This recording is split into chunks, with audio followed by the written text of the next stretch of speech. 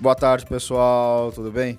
Hoje eu estou aqui com o Damon, gestor macro da Claritas, e eu venho aqui conversar um pouquinho com ele para entender a filosofia de gestão da Claritas, entender também um pouquinho do seu negócio e dos seus fundos. Tudo bem, Damon? Tudo bem, Leandro? Esse vídeo está sendo gravado aí agora no final de agosto, na última semana de agosto, né? E nesse final de agosto aí, mais ou menos do dia 10 de agosto para cá, a gente está vendo um momento de grande volatilidade, tanto no mercado internacional quanto no nosso cenário local, né?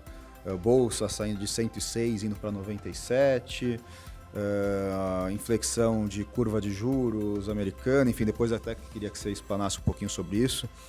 Qual que é a sua visão aí nesse último mês aí de agosto, que foi um mês assim de extrema volatilidade? Esse mês de agosto está fazendo a gente testar nossas convicções diariamente, porque, como você falou, eu, enquanto gestor macro, eu tenho um processo de investimento e uma análise de macroeconômica que a gente faz um cenário global, depois um cenário local, para a gente fazer a montagem de posição, a análise de portfólio, de acordo com o nível das convicções, a gente monta as posições, tenta fazer um portfólio mais diversificado e revisita esses temas de investimento através de um cenário macroeconômico diariamente. E como você falou, nos últimos 20 dias praticamente, a gente teve um cenário de bastante preocupação, principalmente vinda do trade war entre Estados Unidos e China, um acirramento, aí, uma escalada do nervosismo entre negociação comercial entre Estados Unidos e China, com os Estados Unidos impondo mais uma carga tarifária sobre os produtos chineses maior ainda, em mais 300 bilhões de dólares. E desta vez a China começando a retaliar mais à altura. O que isso nos diz aqui na Claritas? Nos diz que o cenário de curto prazo, para o mercado financeiro, o resultado que o mercado gostaria de ver seria mais liquidez. Porque você tem um aperto de condições monetárias no mundo por conta de uma crise. Essa crise traz menor crescimento no médio e longo prazo, com uma possibilidade maior de inflação. Isso faz com que os principais agentes comecem a acreditar que a possibilidade de menor crescimento global e os Estados Unidos, que é a única economia que ainda tem um potencial de crescimento ao redor de 2%, a probabilidade dessa economia começar a entrar num período de menor crescimento ao longo dos próximos trimestres é muito grande. Então, o cenário global decorrente dessa briga comercial entre Estados Unidos e China deixa o nosso cenário de crescimento menor, maior aversão a risco, maior aversão a países emergentes, por isso que o Brasil acaba sofrendo um pouco mais. E aí, se você vem para o cenário local, a gente aqui também não é diferente. Infelizmente, a gente teve uma rodada ao longo dos últimos meses de crescimento, de revisões de crescimento para o PIB de 2019 e 2020 para baixo. E a gente sabe que, apesar da gente estar num governo bastante novo e fazendo uma pauta econômica muito acertada, após a reforma da Previdência, que a gente sempre falou que não era a bala de prata, não era isso que ia fazer o Brasil crescer, mas era isso que ia dar condições da gente estabilizar a dívida PIB ao longo prazo e começar a fazer lição de casa de reforma da tributária, de concessões e privatizações, de autonomia do Banco Central, de regulação de um marco regulatório, e assim você poder ter um crescimento mais pungente no Brasil no médio e longo prazo. Porém, ao longo dos últimos meses, a gente continua tendo um cenário de revisão de crescimento para baixo de Brasil. Ainda não apareceu esse crescimento que a gente tanto deseja, essa renda, essa geração de empregos. E aí o mercado que estava numa euforia, comprando um cenário muito mais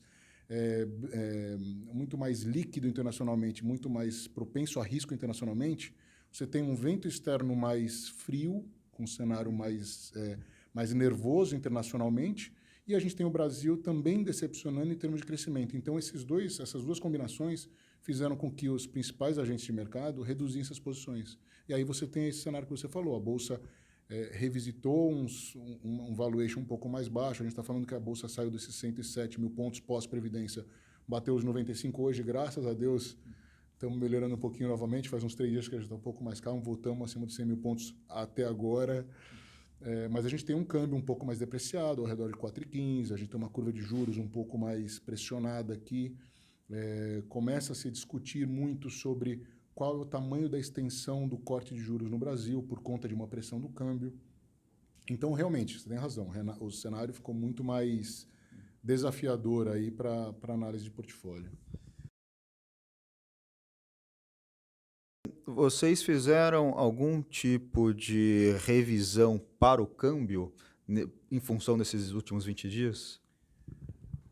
Na verdade, o que a gente acabou fazendo? O câmbio ele está pressionado ultimamente por um fator bastante novo no Brasil. Ao longo dos últimos, não só por conta desse cenário externo mais desafiador, ou seja, os países emergentes brigando por essa liquidez global, então esse dinheiro ele vai fluir para países com menos risco, com mais potencial de crescimento. E a gente não pode esquecer que, infelizmente, ao longo do mês de agosto agora, a gente teve mais um nervosismo com a América Latina por conta da crise na Argentina. A possibilidade a era Kirchner voltar a tomar o poder agora nas eleições de outubro fez com que a moeda ela se desvalorizasse fortemente e a gente começasse a ver revisões de PIB da Argentina para baixo ao longo dos próximos anos. O que a gente esperava que tivesse um crescimento do PIB que poderia ser de até 2% na Argentina no ano de 2020, agora a gente já começa a ver projeções de cair o PIB em até 3% para o ano que vem. Apesar da Argentina pesar muito pouco, pesar metade do que ela pesou ao longo dos últimos anos para o Brasil, hoje nosso trade com a Argentina é por volta de 6%, isso tira um pouco de crescimento mais de Brasil. Com isso, a nossa moeda ela tem que naturalmente desvalorizar um pouco. As moedas de América Latina elas estão desvalorizando, a China está com um crescimento um pouco menor, as commodities perderam um pouco o valor também. Então, a nossa moeda, naturalmente, ela tem que subir um pouco de patamar. A gente tem um corte de juros que também seja uma moeda mais desvalorizada. Então, a gente tinha um cenário de câmbio no começo do ano por volta de 3,80 e hoje a gente já pode falar num câmbio entre 3,94 para o final do ano. Esse movimento atípico que a gente tem tido também no mercado nacional é porque o mercado de crédito no Brasil, de fundos de crédito, essa demanda por crédito no Brasil, ela está muito grande ao longo dos últimos meses. Então, as empresas, em vez das empresas captarem no exterior e investirem no Brasil, elas estão conseguindo captar aqui no Brasil as suas demandas para os seus investimentos, através de debêntures, através de notas promissórias, commercial papers. Então, essas captações domésticas, quando eles captam domesticamente, eles têm que pagar os títulos que eles tinham lá fora. Então, tem uma demanda por dólar que fez o dólar ficar mais pressionado.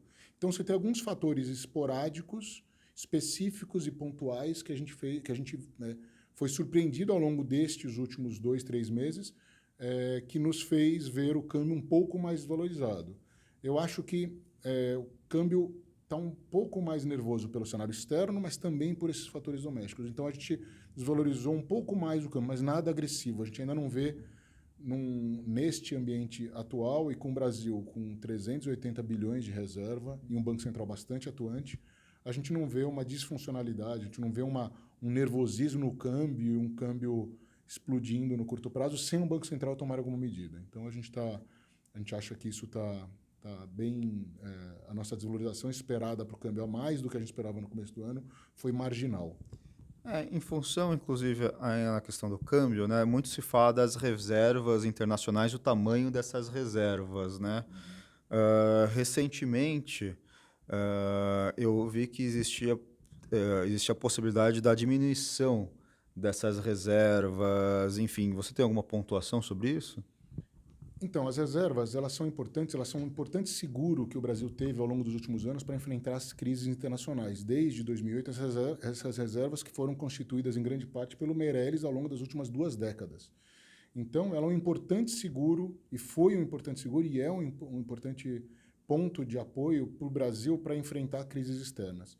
Só que, em alguns conceitos de necessidade de reserva frente a quantos meses de exportação à frente essas reservas elas fazem frente, quanto de dívida externa a gente teria para fazer os pagamentos. Então, diversas metodologias de cálculos de FMI e de outros órgãos internacionais que nos dizem que a gente tem hoje um excedente de reserva em função da nossa necessidade de capital. É claro que somos um país emergente, a gente depende de captação externa para fechar o nosso balanço de pagamentos, mas as nossas contas externas, ao longo dos últimos anos, têm sido a grande vedete aí do nosso PIB. A gente tem contas externas extremamente tranquilas, transição corrente tranquila, exportação em alta. A gente não tem problema em relação à dívida externa, nossa dívida externa é muito baixa, então a gente tem um excedente de reserva, sim. Poderia ser reduzido parte das reservas sem afetar o nosso risco Brasil. E hoje em dia o Brasil ele tem, para fazer frente aos nervosismos, aos momentos de estresse que a gente teve no passado, o Banco Central do Ilan Goldfein, ele usou de instrumento algumas operações com derivativos, onde o Banco Central ele ficou vendido em dólar futuro, mas ele tinha uma reserva na sua posição. Então, ele tem um ativo e um passivo na sua posição. Dessa forma, o que este Banco Central do Roberto Campos fez recentemente foi fazer justamente o contrário. Ele vendeu o dólar à vista, diminuindo as reservas, mas ele liquidou uma parte deste passivo que ele tinha nesse swap, nesse derivativo. Então, o efeito para a nossa dívida como um todo, para o nosso estoque de dólares líquido, é zero. Então, tem sido atuações muito interessantes e importantes. E um dos motivos principais foi por conta disso, porque tem muita empresa precisando de dólar à vista para fazer o pagamento das dívidas lá fora. Então, o mercado ele tem pouco dólar à vista, mas ele tem muito derivativo. O que o Banco Central fez foi corrigir essa distorção a curto prazo. Então, ele vende dólar à vista e recompra o derivativo e serve a liquidez do mercado. Eu acho que a atuação do Banco Central está perfeita nesse sentido. Pô, legal. Perfeita aula aqui de macroeconomia.